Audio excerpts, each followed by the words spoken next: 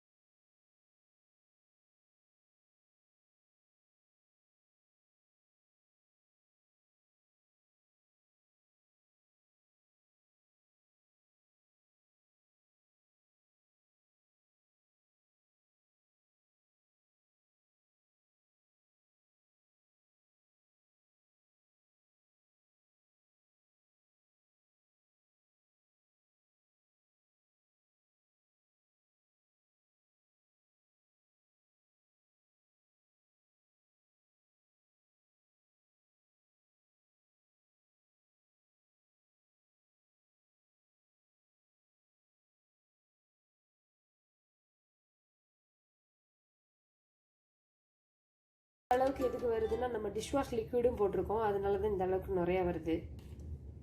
பாருங்க, இப்படிதான் இருக்கணும் கன்சிஸ்டன்சி. வாங்க இது இப்போ நம்ம அடுப்புல எப்படி அப்ளை பண்ணலாம்னு பார்க்கலாம். ஃபோம் எப்படி நம்ம யூஸ் பண்ணலாம்னு பார்க்கலாம். இது நல்ல ஒரு ஃபோம் கன்சிஸ்டன்சி வந்திருக்கு பாருங்க.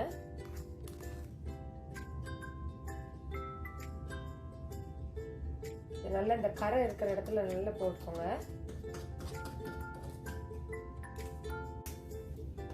இந்த மாதிரி ஒரு ஸ்டீல் ஸ்க்ரப்பர் எடுத்துக்கோங்க. இதுதான் நமக்கு இந்த அடுப்பு துடைக்கிறதுக்கு ஈஸியாக இருக்கும். நல்ல ஸ்டெயின் ரிமூவ் வருது. சீக்கிரமாக நல்லா தேய்ச்சோம்னா உடனே போயிடும். இதை எடுத்து நம்ம இப்போ யூஸ் பண்ணலாம். இது எப்படி துடைக்கிறேன்னு பாருங்கள். நல்லா இப்படி தேய்ச்சி விடுங்க. அழுத்தி தேய்க்கணும்னு அவசியமே இல்லைங்க. இது லைட்டாக இந்த மாதிரி மேலாக்கில் இப்படி தொடச்சி விட்டிங்கன்னா கூட போதும். கரெல்லாம் ஓடி போயிடும். இது நம்ம வச்சுட்டு இப்போ ஒரு 10 நிமிஷம் ஊற வைக்க போகிறோம்.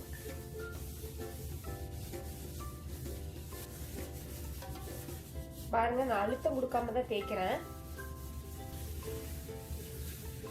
இதே சொல்யூஷனை நீங்க இந்த அடுப்பு பின்னாடி இருக்கிற டைல்ஸ்ல கூட நீங்க யூஸ் பண்ணிக்கலாங்க.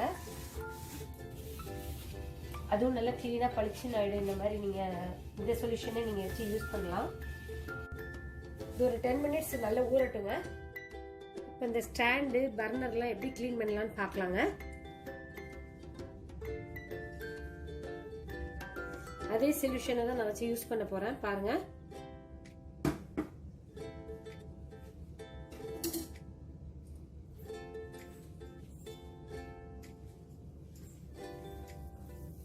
அதே ஸ்டீல் ஸ்க்ரப்பர் வச்சு தான் யூஸ் பண்ண போறேன்.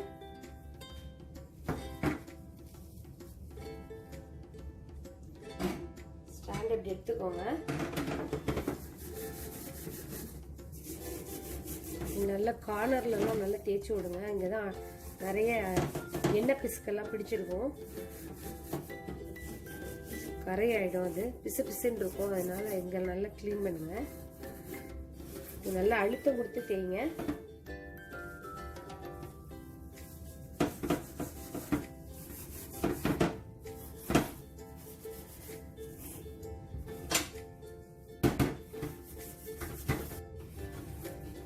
ஸ்டாண்டை நல்லா சுத்தம் பண்ணியாச்சு. இப்போ பர்னர்லாம் க்ளீன் பண்ணலாம். ஏற்கனவே பர்னர்லாம் எனக்கு சுத்தமாக தான் இருக்குது. இங்கே பாருங்கள், லைட்டாக கொஞ்சம் கரை இருக்குது. இது எப்படி போகுதுன்னு பாருங்கள். பாருங்கள், தேய்ச்ச உடனே போயிடுச்சு பாருங்கள். நான் ரொம்ப அழுத்தம் கூட கொடுக்கல, ஈஸியாக போயிடுச்சு பாருங்கள்.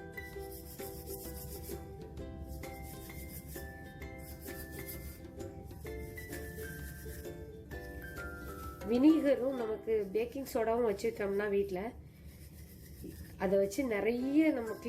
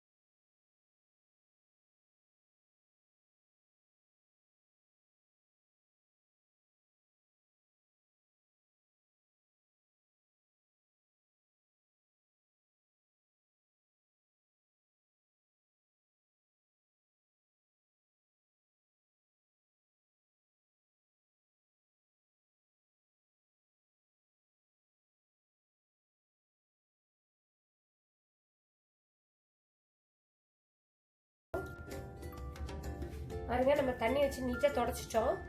இப்போ ஈரமாக இருக்குது. இதை உடனே தொடச்சி எடுக்கிறதுக்கு இந்த மாதிரி பனியன் கிளாத் எடுத்துக்கோங்க. அது நல்ல தண்ணி இஞ்சிடும், நல்லா உறிஞ்சிக்கும் இந்த தண்ணியை. அதனால நம்ம இப்போ இதை வச்சு நான் க்ளீன் பண்ணுறப்போ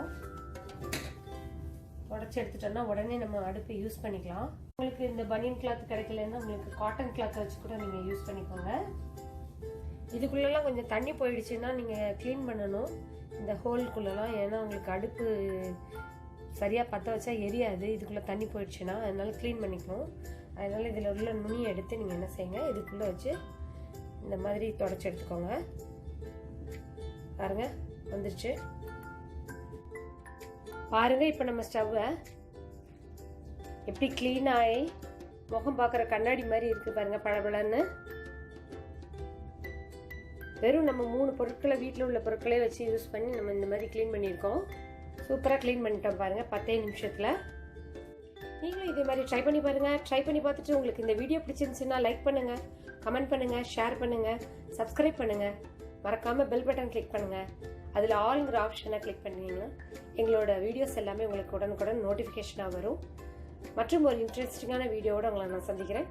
தேங்க்ஸ் ஃபார் வாட்சிங்.